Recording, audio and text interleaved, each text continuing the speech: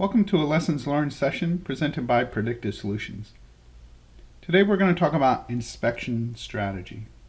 An inspection in our system is simply a collection of observations, but you should have a strategy on how those observations are obtained. So you must ask yourself, who does inspections? What gets observed?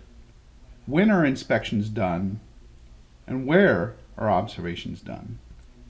So we're going to go through an inspection strategy and break down each of these components into its own separate requirement. And we'll talk about what the best practices are for each of these.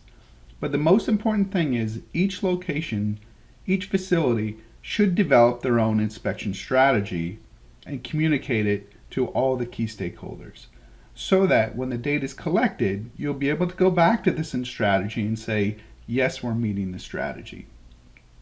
So at the end of a week, I know who is supposed to do inspections. Did that occur? I know what we said we should have observed. Did that happen?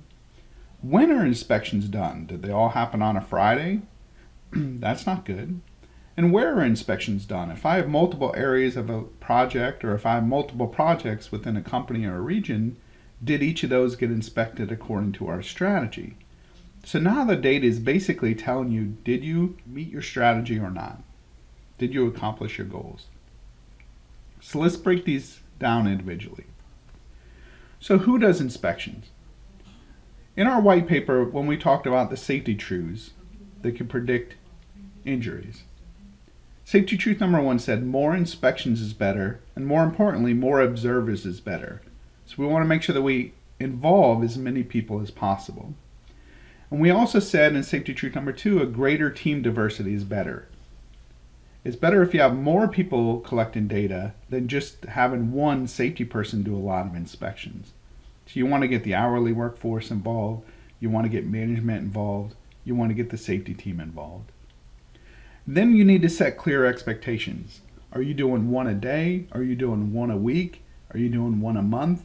Make sure each role within an organization has clear expectations and is clearly communicated, and you drive that accountability so that it actually occurs. What gets observed? This can be broken out into hazards and tasks. For example, within a checklist, you could have multiple hazards or tasks within your checklist. For example, fall protection, confined space entry, electrical, which includes lockout, tagout, PPE, housekeeping. All of those things can be observed. So you need to look at what should you be observing more or less. For example, if 90% of your observations are PPE related, is that a good thing? If not, then you need to let people know and focus on other areas. If there are things you're not observing a lot of and your data is telling you, hey, we really haven't looked at ladders, you can then set up focused inspections to make sure that happens. Focused inspection is simply saying, hey, I'm ignoring everything and I'm focusing on that one hazard or that one task.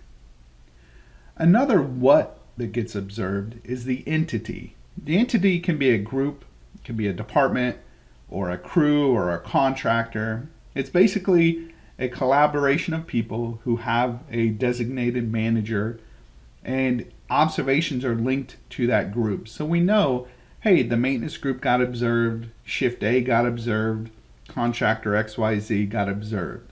The reason being is if I have multiple groups, how do I know which ones got observed and which ones didn't? So that I can give that data for that group to the manager to share.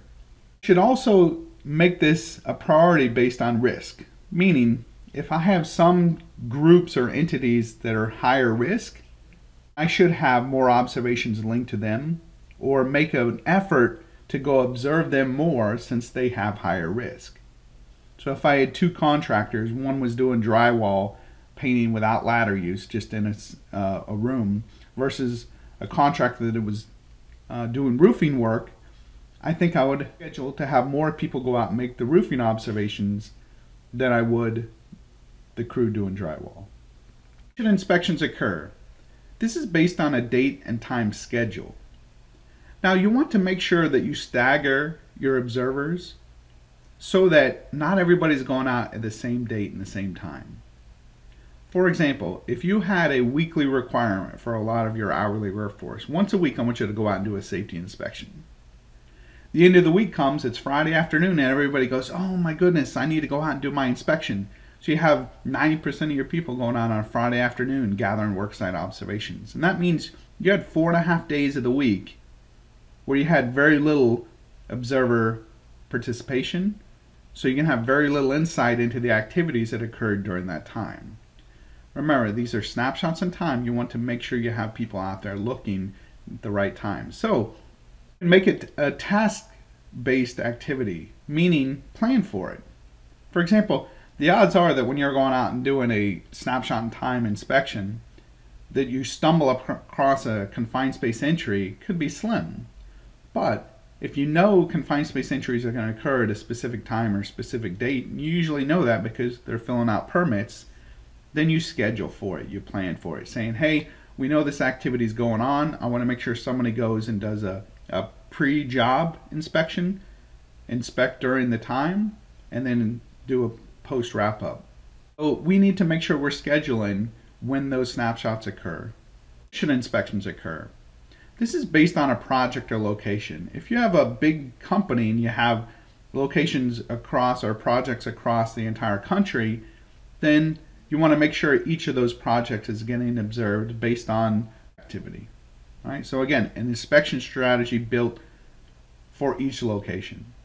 Now within a location, you can break it down by area. For example, if I have a school, I could have a warehouse, I could have a utility building, I could have my cafeteria.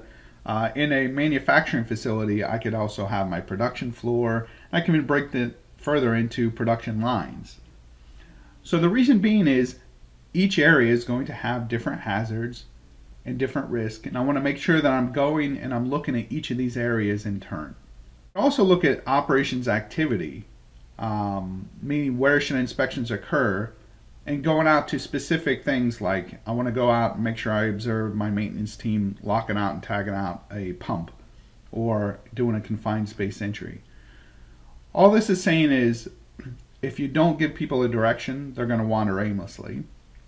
And you don't necessarily want that because maybe they're going to look at the areas that are safe and not the areas that are higher risk. You want to make sure you develop an inspection strategy to cover who, what, when, where.